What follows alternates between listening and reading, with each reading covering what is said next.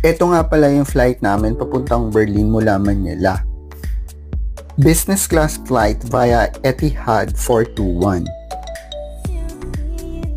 Medyo luma na yung cabin. Pero live flat seats naman and Armani lahat ang mga peg. Ito yung pa-welcome drinks nila. Medyo may kalumaan na rin yung 18-inch monitor. Nag-take off na nga pala kami, up and away. Service started with a heated nut. Sarap nito, tapos may pa-soup pa. Ito yung pinili ko eh. And I had steak sandwich for my dinner. Bago mag-landing, I had cheese omelette pero walang cheese talaga yan.